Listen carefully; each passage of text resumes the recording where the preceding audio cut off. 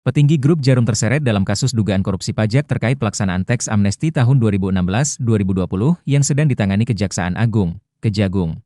Hal ini terendus setelah Kejagung melakukan penggeledahan sejumlah rumah pejabat pajak yang diduga terlibat kasus tersebut. Sebelumnya, Kepala Pusat Penerangan Hukum Kejagung Anang Supriyatna mengatakan, kasus ini sudah naik ke tahap penyidikan. Bahkan Kejagung sudah mengajukan permohonan pencegahan ke Kementerian Imigrasi terhadap sejumlah orang terkait kasus ini. Seperti dikutip Kompas.com, Kepala Pusat Penerangan Hukum, Kapus Penkum, Kejaksaan Agung Anang Supriyatna membenarkan, Kejagung telah mengajukan permintaan pencegahan ke luar negeri terhadap sejumlah pihak terkait dugaan korupsi di bidang perpajakan di Direktorat Jenderal Pajak, Kementerian Keuangan. 5 orang yang dimintakan cegah tersebut yakni mantan Direktur Jenderal Pajak Kemenkeuken Dwi Jugiasteadi, pengusaha Victor Rahmat Hartono, pemeriksa pajak Ditjen Pajak Karlaiman, konsultan pajak Heru Budijanto Prabowo, serta Kepala KPP Madya Semarang Bernadette Ningdijah Prananingrum. Benar, Kejaksaan Agung sudah meminta pencekalan terhadap beberapa pihak tersebut, ujar Anang saat dikonfirmasi, Kamis 20 November. Anang menjelaskan, pencegahan dilakukan dalam rangka penyidikan dugaan tindak pidana korupsi berupa upaya memperkecil kewajiban pembayaran perpajakan perusahaan atau wajib pajak tahun 2016-2020.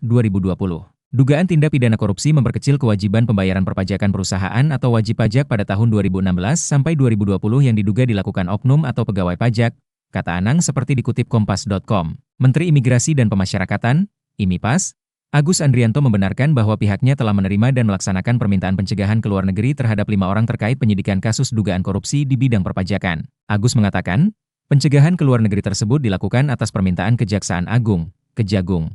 Betul, dan sudah kita laksanakan sesuai permintaan tersebut, ujar Agus seperti dilansir Kompas.com, Kamis 20 November. Sementara itu, Corporate Communication Manager PT Jarum, Budi Darmawan, menyatakan pihaknya mengetahui isu tersebut dari pemberitaan media.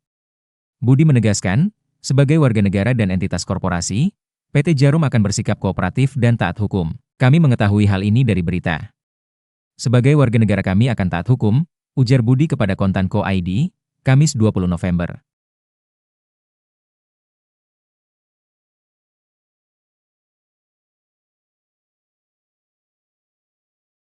Download Tribun X sekarang, menghadirkan lokal menjadi Indonesia.